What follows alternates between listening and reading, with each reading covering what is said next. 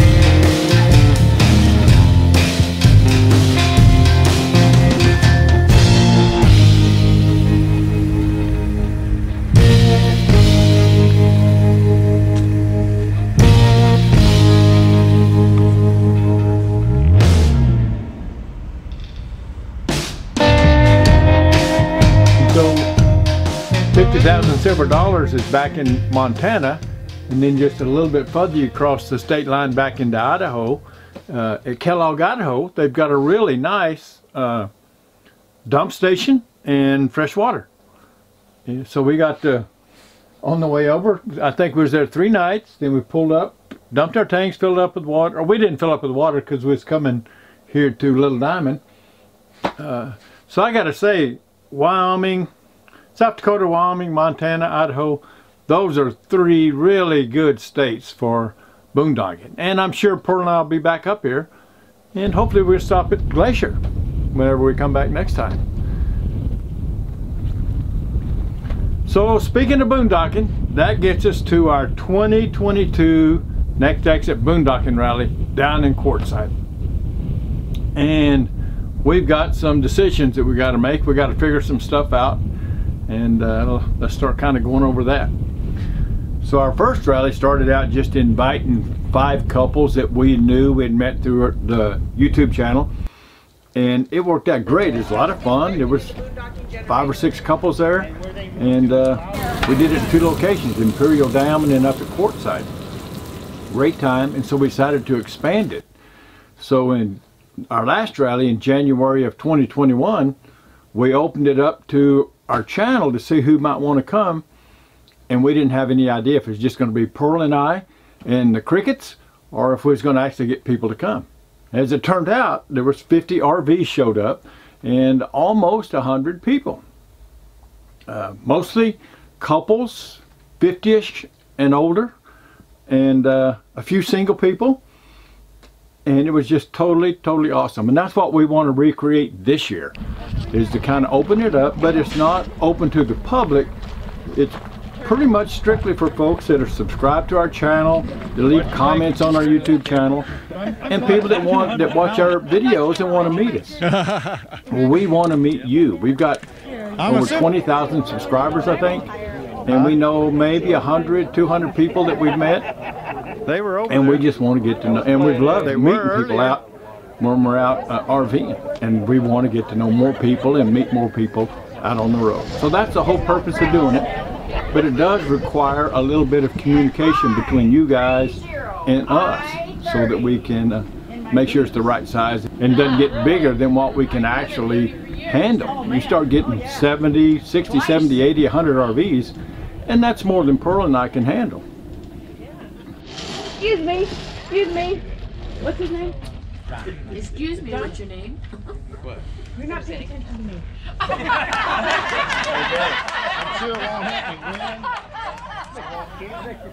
But the problem is, with that many RVs, you start losing the intimacy of it.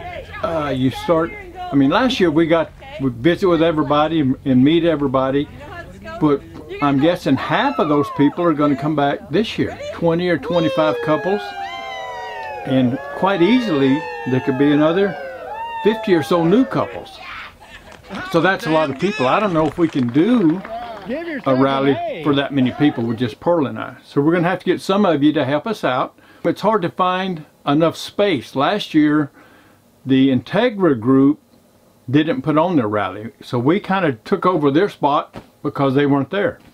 This year they're going to be back. I've already seen that they're taking sign-ups, so we're not sure that we can get a big enough spot. We want to be in the La Posa South long-term visitor area because we've got they have facilities to dump your sewer, they've got fresh water, they've got big trash containers where you can throw your trash away.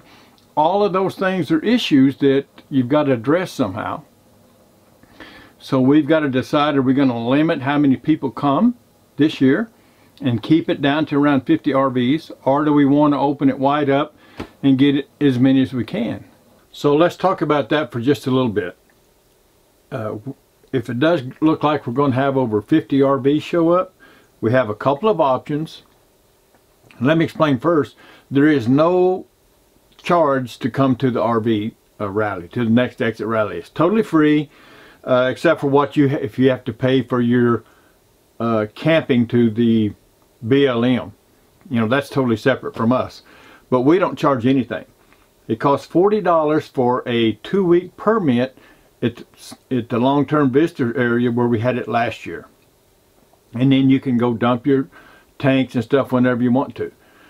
But they do have some companies that will come to your RV and dump your tanks and fill you up with water. And they charge about 50 or 60 bucks to do that.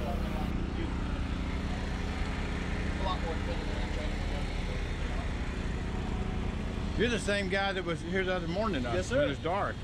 So what's the name of your company? AJ Septic. And what does it cost to come out here and do this kind of stuff? $40 for black and gray, and 10 for water. 10 for water. We're just a little mom and pop shop, first year running, trying to grow. How does somebody contact you if they... Telephone. You got a number? Yep. Your contact number? 321-288-5051.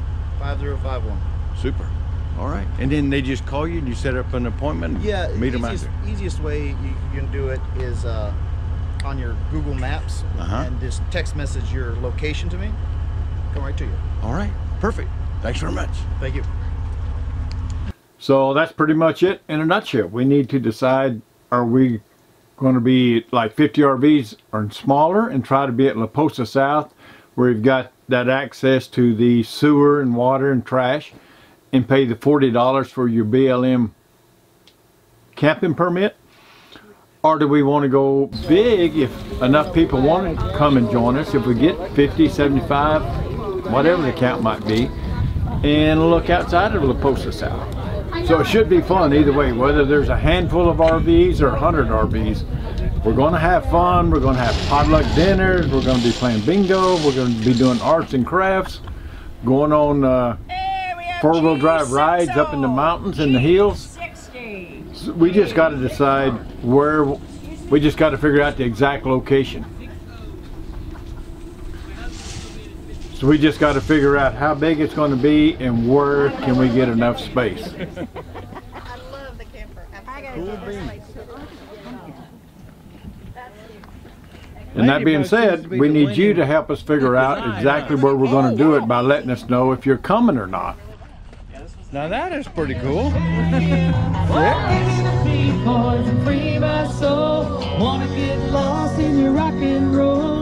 I mean, it's all just desert. It's all the same kind of location, but it's just less crowded out in some of these other spots.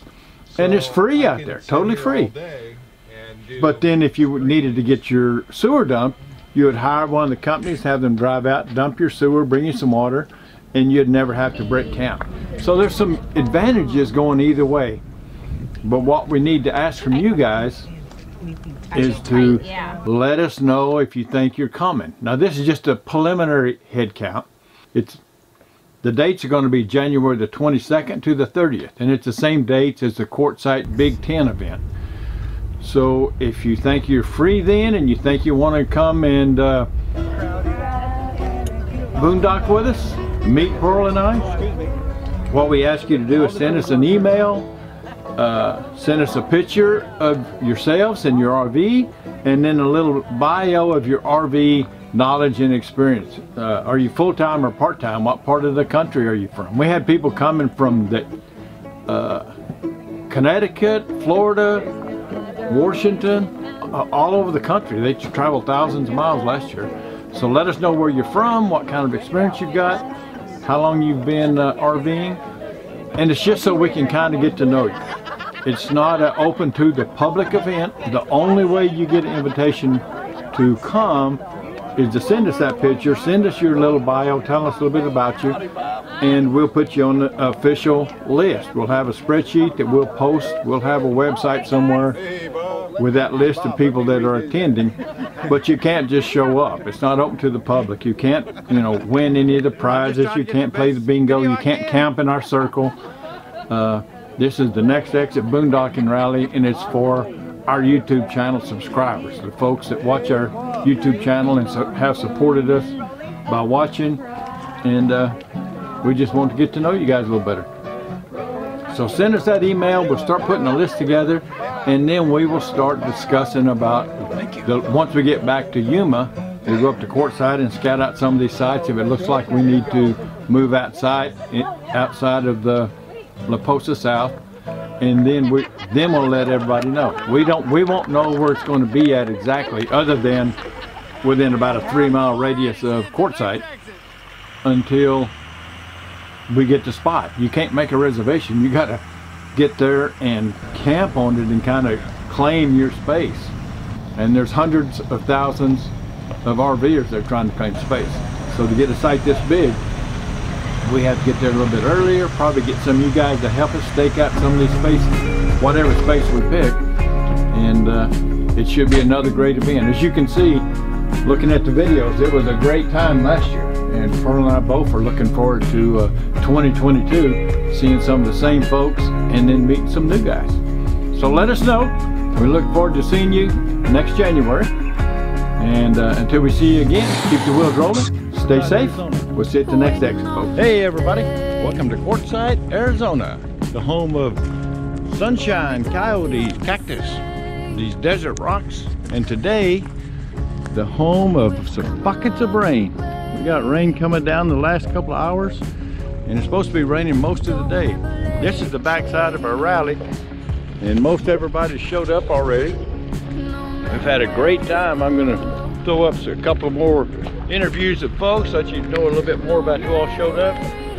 And I'm gonna let me kind of start from the beginning, back when we was home and we was packing up, getting ready to come up this way, and show you a little bit how it grew and some of the activities we've been doing.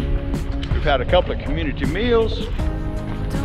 We've had a couple of guys that put together some caravans, drove their 4-wheelers up into the desert, and went up to the Arizona bar. A lot of people going to the big tent, picking up stuff they didn't know they needed.